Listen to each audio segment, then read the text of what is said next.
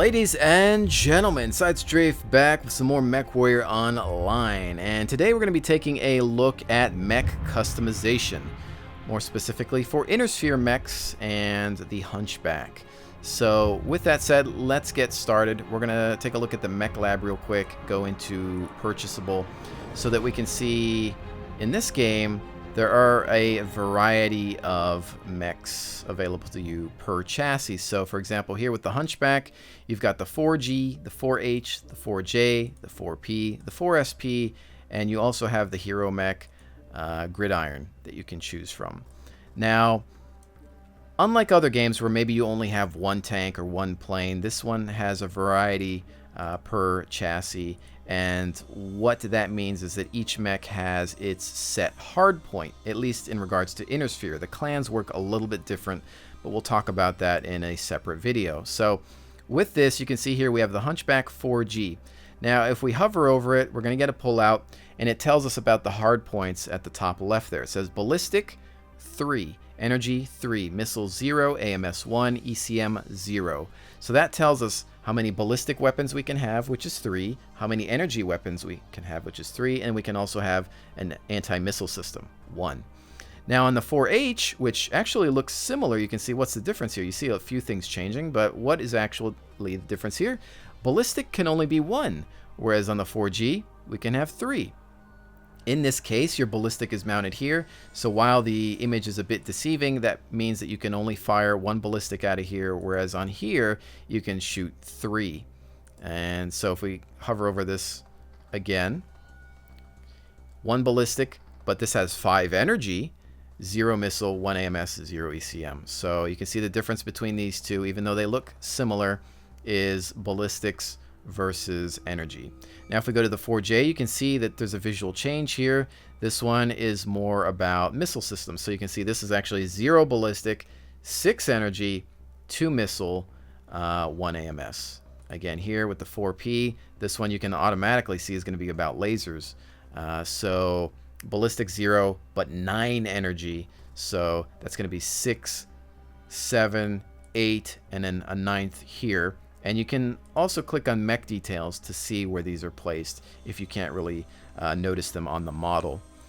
But so that's looking at a few of those. Again, back to the purchasable tab. You're going to want to pick a mech based on your style of play.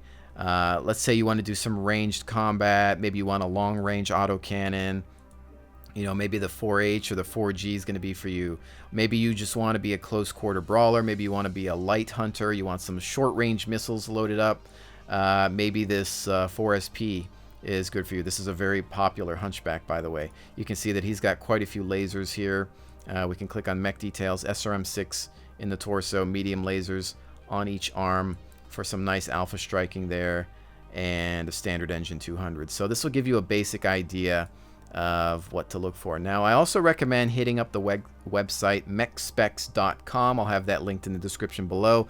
It's a nice forum that provides you with all of the mechs in the game and allows you to see what other people are building. And you can also kind of sort by 5-star ratings and see what the most popular builds are. And I definitely suggest you take a look at that if you feel a little confused as to what mech to purchase there. You can kind of check out the popularity and get a general idea. So anyway, let's say that we've purchased the Hunchback 4H. I already own the 4G and the 4SP. This is a founder variant as well. I've got this guy who's kind of my light hunter brawler. I've got this guy who's kind of my close quarter AC-20 punch with some medium lasers. But maybe I want this guy to be something in between, which really he already is. You can see AC-10, some medium lasers, small, and some ammo there. Standard 245 engine. So let's try to recreate that build. So what I'm going to do, first off, go to configure, and I'm going to strip the mech clean. So I'm going to take off all of those weapon systems and equipment. So let's do that. Don't really need to worry about too much about the module stripping armor. You can deal with these a little later. I'm just going to make sure to do this so we can have a fresh start. Now, you'll notice that the mech has actually changed in its physical appearance. The autocannon has disappeared. The medium lasers have disappeared as well. And that's something that PGI has done over time. There are a few mechs where you won't notice that happening just yet, like the Centurion, the Cicada, the Spider. They haven't had their geometry updated. That's still a work in progress. But most of the time on most of the mechs, you'll see that when you replace a weapon, it'll physically change on the model, and that's actually kind of cool. So there's that. Now you can see that we've lost a lot of weight. He's on a diet. We're at 12.5 tons now because we took off all of the weapons. You get a little warning here. No engine equipped, no valid weapons equipped as well. And our speed is 0 because we don't have an engine. So the first thing we're actually going to want to do, not go to loadout, but we're going to want to go to upgrades. So this is crucial. This is internal components beneath the armor. Right off the bat, I think everyone's going to tell you double heat sinks mandatory. Ultimate cooling solution. Get it. They might take up a little bit more space, but totally worth it. Always want to go with some double heat sinks unless somehow you've come up with a loadout that's not generating a lot of heat. Maybe you're just ballistics or something that you feel is manageable. But for the most part, you're always going to want to do double heat sinks.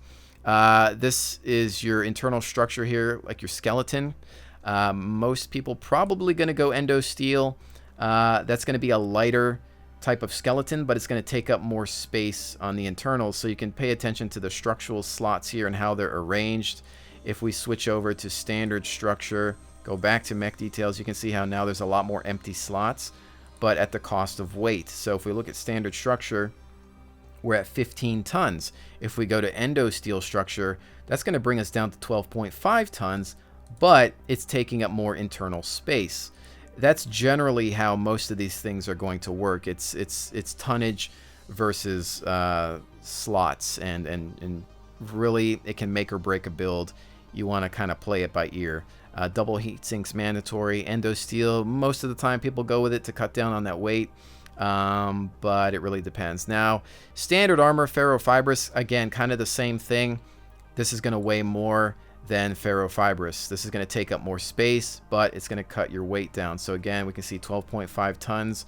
We equip that, we go down to 11.5. It's not as drastic as the structure, but it is there. It is going to take up more slots, which means that if you have weapons that need more slot space, then, you know, ferrofibrous might not be for you. So you can kind of play this by ear, mess around with it, see what you need. You can go in and out of this, go back and say, well, I need some more space. I think I've got the tonnage. Let me switch this out or swap it with something else.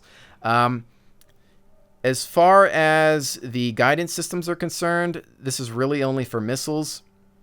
In this case, we're not going to have to worry about that, but if you are working on a mech that's primary weapons loadout is missile-based, Artemis is basically going to make your missiles fire out in a tighter grouping, so they're going to be more accurate. Whereas if you don't have this and you're shooting out missiles, they're going to spread a lot more. Really probably important for people that are going with LRM heavy loadouts, or something that you're going to be firing at distance. You need to make that shot. A lot of people that use short-range missiles tend to go without the Artemis because they know that they're going to be so close it's not going to matter too much, but in some cases it will help in having to close the distance with an enemy. However, this I think is an extra 2 tons. There doesn't seem to be a pullout with any extra information here, but that's going to increase your tonnage if you're loading this. So it's kind of like, do you want more ammo or do you want more accurate missiles? That's going to be something for you to decide there. But again, play around with these. Definitely recommend double heatsink and probably endo steel. The armor, play it by ear, see what you need on your loadout there. For now, we're just going to go back and then go to loadout. So most people probably are going to start their build around the engine and then go from there depending on what speed they want. Some people will start out by looking at weapons first and then throwing in an engine depending on what they have left over. But let's talk about the engines a little bit. I discussed this briefly in my last video, but there are 2 types of engines here for the Inner Sphere. You have standard engines and XL engines. Now the XL, I believe, just stands for extra light. So with the standard engine, it's one piece, it fits in your center torso. So for example, we actually already own a couple of these. You can drag and drop them here just to kind of get an idea of what kind of speed you're going to get. Let's say, all right, I already own one of these standard 260s. I equip that. It then turns everything else to red because I can't equip another one. So standard engine 260, that's going to allow me to go 84.2 kilometers per hour without the speed tweak skill enabled. So if we go to mech details, standard engine, you can see how many slots it's taking up. there, but we still have space in the right and left torso. Okay. However, you can see that by unequipping that, how much weight we gain back. So that was, once again, the 260. The pullout says this weighs 19.5 tons. So that adds quite a bit of weight to this mech. That's going to be the primary weight on your mech. Let's say, well, I can afford to go a little slower. I want some more, you know, I want some more room for weaponry or heavier weapons. Well, you can dumb that down. You can take a look at the 255. This is 19 tons, so 19.5, half a ton. Maybe, okay, well, can I get something? Okay, here's 17 tons with a 245. Pop that there. It does give you a warning. It says, well, if you do use this, you're going to need a heat sink. It's mandatory, whereas there are maybe some cases where you can get away without putting one in. You're going to have to add one if you're using that engine. But now you can see here, we've cut the weight, but we're down in speed, so 79.3 kilometers. Really depends on what you need, what kind of play style you have. Do you need speed? Do you need that mobility advantage? Or is it something where, well, I only need enough speed to get into a certain spot and I'm just going to sit there. I don't really need to worry too much. Really depends. Now, again, as I mentioned before, standard engine, it's only going to take up your center torso. There's nothing in the left or right. Now with XL engines, they weigh less, a lot less. You can see here, even the top 275 engine, if we wait for that pullout, it's only 14 tons. But if we put this in here, that's going to allow us to go 89.1 kilometers an hour. Now, what's the downside to this? Well, the downside is that when you put in an XL engine, it takes up more space, just like we talked about before. Things taking up more space, but being lighter. This is taking up 3 slots in the right torso and 3 slots in your left torso. Now, not only is it taking up space, but this is a vulnerability issue. So, in an inner sphere mech, if you lose your left torso, if you lose that left torso with an XL engine installed, you will die because it's killing a part of a critical component. It is destroying part of your engine. It's linked to this, which means you're dead if you lose the left torso or the right torso, which is why a lot of inner sphere pilots, depending on their mech, will go with standard engines to have survivability. Now, that's the price you pay. You have to be very careful with this. Now, why is having an XL engine in a Hunchback a really bad idea? Well, because the primary weapon system here, look how large this is. This is a gigantic target. Most of the time, most players are always aiming for the primary weapon system of the Hunchback. They know. They say, oh, Hunchback, get rid of his main weapon. That's what they're aiming for. Well, this is part of your right torso. You can see here there's room here for 2 energy and that 1 ballistic. In this case, that's here. They're going to get rid of this. And when they get rid of this, if they get rid of your right torso, that means they're also getting rid of your XL engine, which means your mech is dead. Now, if we go back, we get rid of the XL, and we go back to a standard engine, we put that there, mech details, that's not a problem anymore, because your engine is only in the center torso. So you can have this blown out, and you'll be fine. You can also have this blown out and be fine. You can lose an arm, torso, left torso, right. You can survive with your center torso.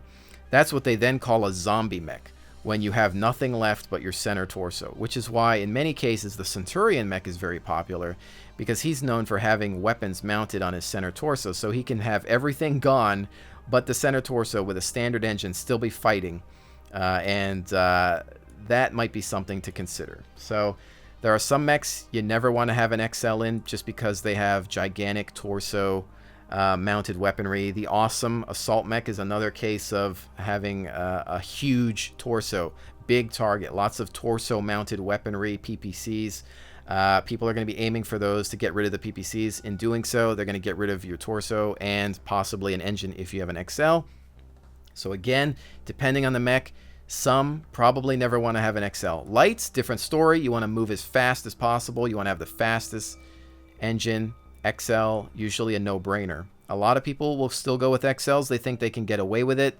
They're like, I'm not worried. I'm not going to get hit. No big deal. Whatever. I'm still going to just keep that in there. So there's that really critical component to your mech, and as you can see, can cause quite a few problems if you're in a brawl. If you're brawling, being stuck in an XL in a slow mech, you know, usually not a good idea. You want to have that survivability, go with standards. But if you're scouting around, if you think you're going to be able to sit in the back and not take too much damage, XL might be for you, because it's going to cut down on some of the weight and allow you to go faster.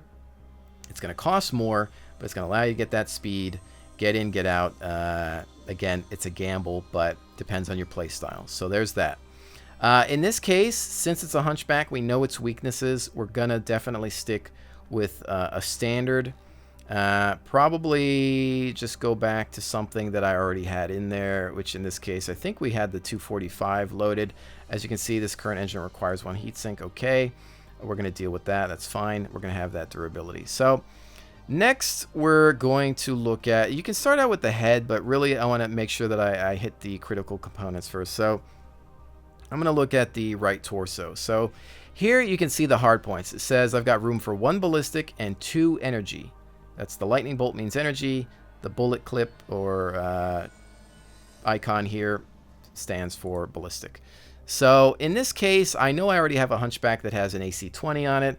I'm thinking maybe I want something kind of mid-range, and you can highlight over these and you can see what each weapon is going to do. So it shows you the range there and the damage drop off. It shows you how much heat, how many tons, the type of weapon, how many slots it's taking up, the health it has, so on and so forth. So in this case, well, if I want a bit more range, maybe I could go AC5 or possibly AC10. I think I originally had an AC10 on this, so let's go with that. Equip. All right, so each slot, you can see the rows here being taken up by this weapon. So that's filled, 0. Now we can no longer put any more ballistics here, but we can still fit energy weapons on this slot. You can see there's space here for some lasers.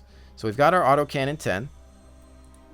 And, oops, we're going to want to go to right torso again, but we're going to hit this tab here, or this button, switch it over to energy. So ballistic, energy, and I think I'm going to want some medium lasers here. I've got room for 2, why not? I'm going to go to equip, equip. I already own some.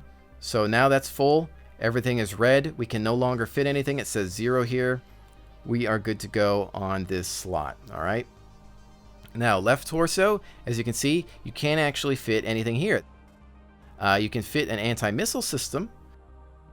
You can fit the Beagle active probe, which, as you can see here, it says increases sensor range, speeds up targeting data, and can detect shutdown mechs at close range. That's up to you. What is that going to cost you? 1.5 tons. So you can see there the tonnage there. Casing, another heatsink we can throw in, which is probably what we're going to go with. We need a heatsink anyway, so most likely we're going to do that, but I'm going to get to the rest of the weapon systems first. And, well, let's see. I might have some room. We can check the center torso. Okay, so you can see here, equipment. I don't have room to put the heatsink here. So since we do require a heatsink, oops, I just went back out of there. Didn't want to do that. Let's go ahead and say left torso. That's required. There's our double heatsink requirement now met. All right. And we still got some space left over in there if we need to. Let's see. So let's go to the arms now. We have 1 energy hard point. This means we can put in another laser. I'm probably going to do another medium there. And you can see it actually appear on the model. We're going to go to the left arm and another medium laser there. You can see it equipped on the model. And now we still have a warning here, and that's going to say no ammunition equipped for the AC-10. So it's pretty smart. It detects that you don't have ammo for that. You don't want to go into battle without ammo for your AC-10, as it is one of your primary weapons. Okay. Now, where do we want to put that ammunition? You know, where do we have room for that? Well, this is another critical thing here too. We're probably going to want to fit it anywhere we can. Keep in mind that you can put ammunition in some really weird locations. You can fit some in the head. You can fit some, in some cases, in the leg.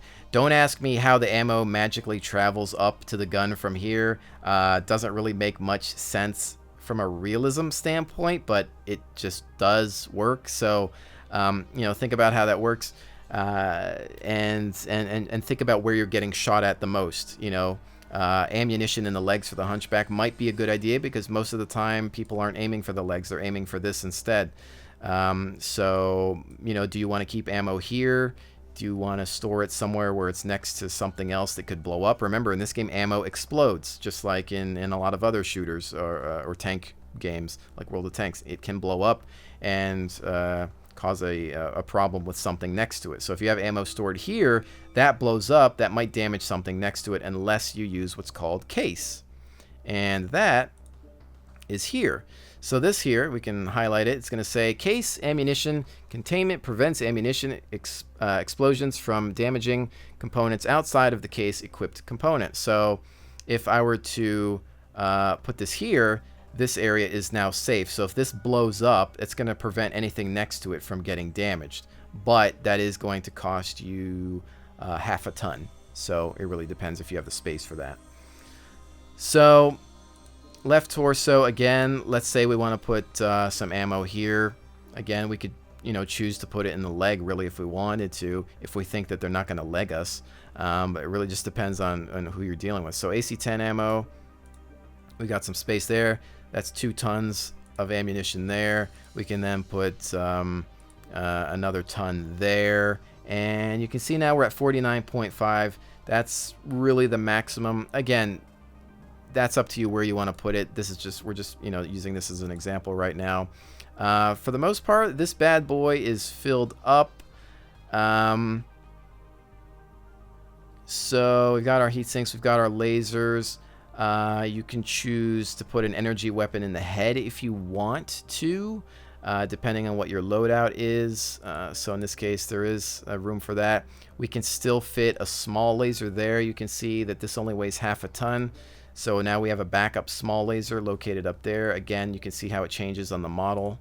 Really cool feature. So there's a small laser. Boom, flat 50 tons. Really easy to do. And we're good to go. Now, we can change that. We can say, well, you know, I don't want the small laser. Instead, I want another half a ton of AC-10 ammo, which you can see here. Here's the half ton option. Here's the full ton option. We can then store that. It says I need to buy it. And put that in the head slot. It's up to you. It really is up to you. What do you want to do? You can click on this, and it's going to tell you how many shots that is. See, to the right here, shots. That's 7 rounds. Whereas the full ton is going to be 15 rounds. So is that worth it? Would you rather have the small laser, or would you rather have the extra half ton of autocannon ammunition? So, you know, just maybe go into the training room or play a couple battles. It's, you know, it's not going to cost you that much to add or remove the small laser or the AC-10 ammo. So it really just depends. Originally, our first loadout, I guess we were playing with just having an extra laser there, close quarter support. We can go with that. And so I think we've pretty much copied the build that we originally started with. Again, the tough part is kind of deciding what kind of engine, what weight you want. In this case, we went with a standard for durability, and we went with something that's maybe a little slower, but that's allowing us to have more weapons systems and maybe even more ammunition. The downside may be that we might want to have more autocannon 10. In this case, we seem to be fine as is for now. So now the other crucial thing to MechWarrior is armor. You can change your armor loadouts here. So here we've got 52 frontal armor and then 10 on the rear of the center torso. So that's just this section and this section here, really. So here's your other ones too.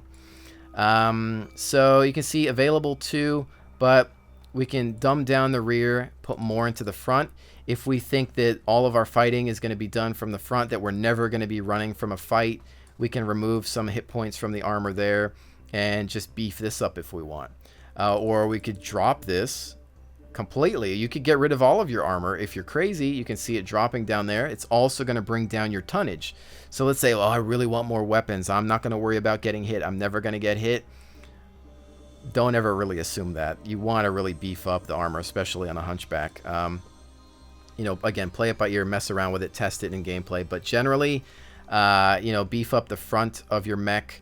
Beef up, you know, max out the head, max out the components you don't want destroyed. Obviously, the right torso.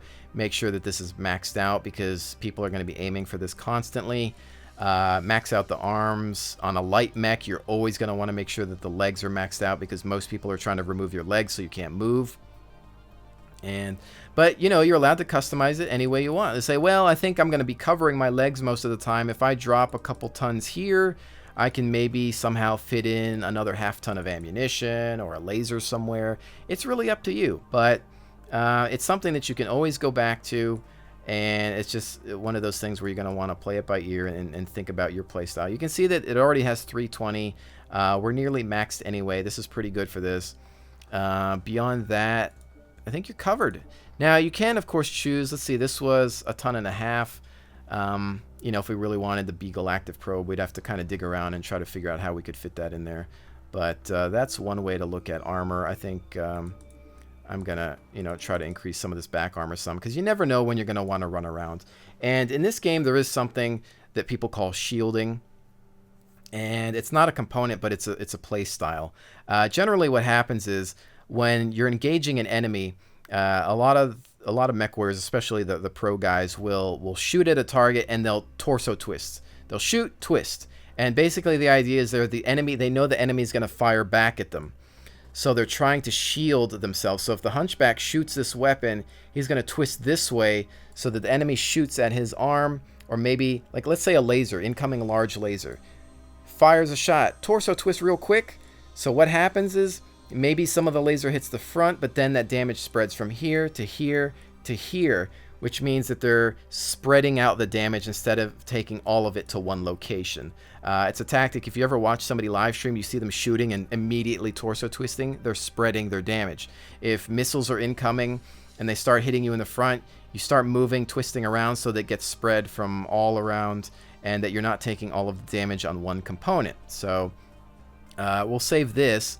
You'll see that some mechs are better at this than others. For example, you've got the Centurion, which has one arm that can't have any weapons on it, at least as far as I know. Hopefully this will save eventually.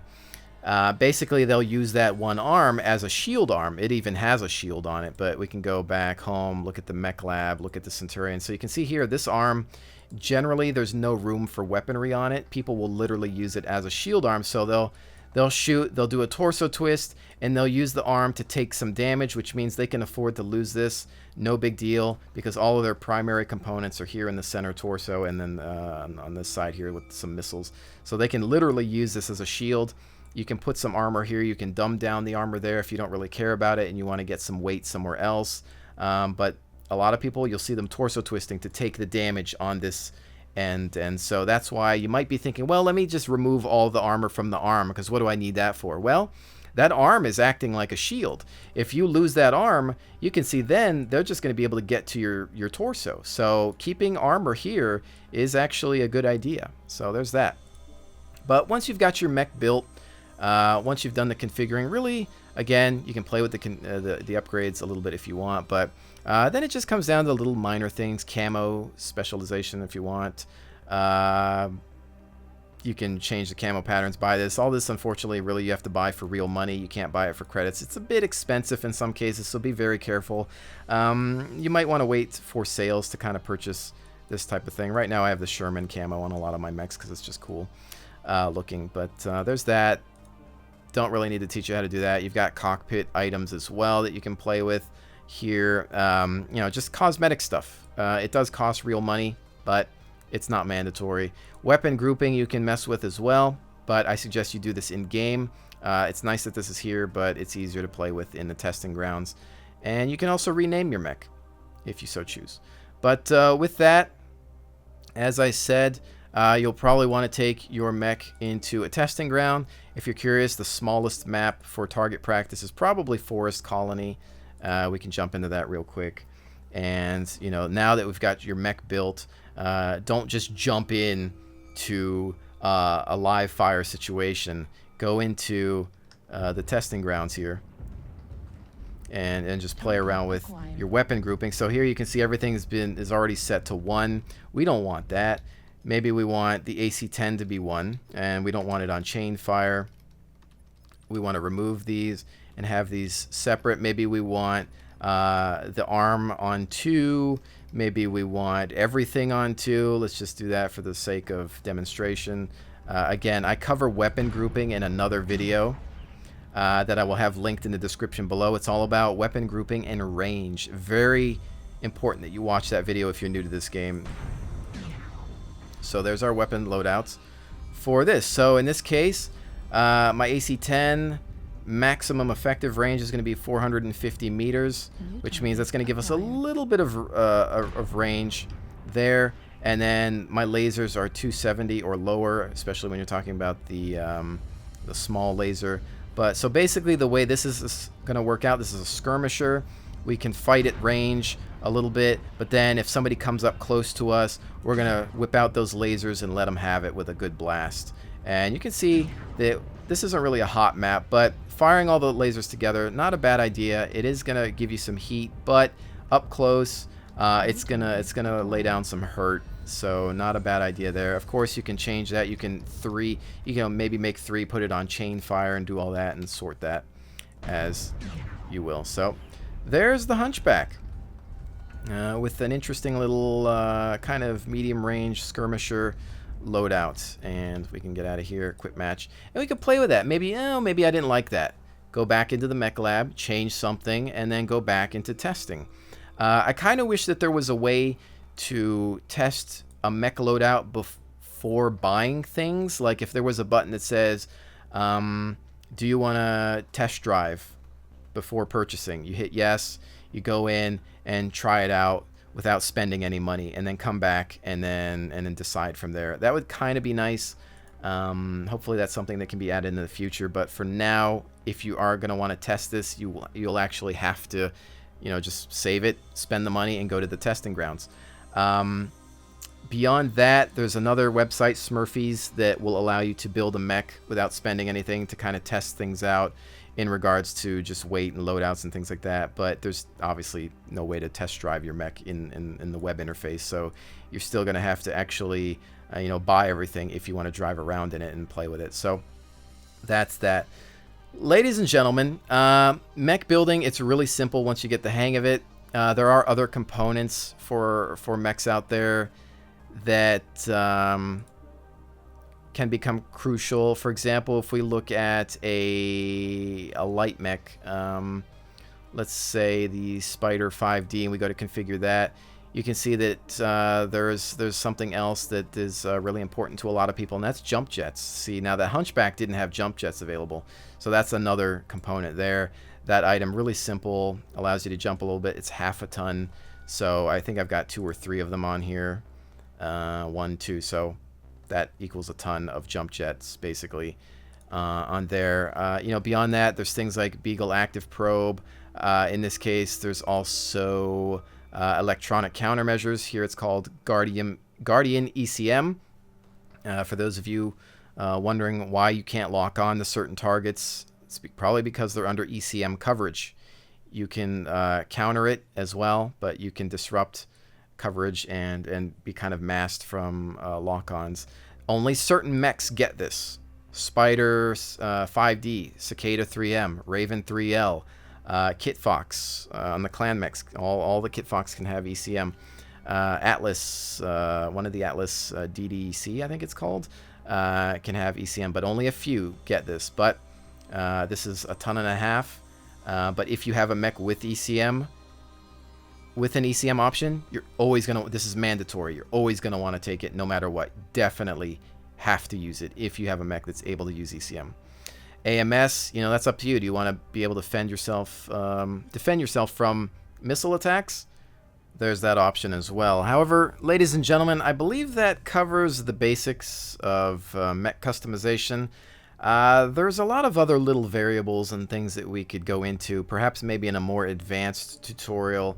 What weapons do certain types of damage and things like that we could really cover in great detail. There's just so much more to this game, and I think that's ultimately what makes it fantastic, is that it is that in-depth, and customization is a big part of this game. If you're not taking advantage of it, then you're really missing out On top of that, the clans work a lot differently than inner sphere mechs, and there's more that goes into that. I think our next video will probably cover how to build a clan mech. It'll be pretty simple since this one covered the majority of what I think you need to know. So anyways, ladies and gentlemen, hopefully this has been helpful to you. Don't forget to check out the links in the description below. Very important. But with that, I will definitely see you on the next one.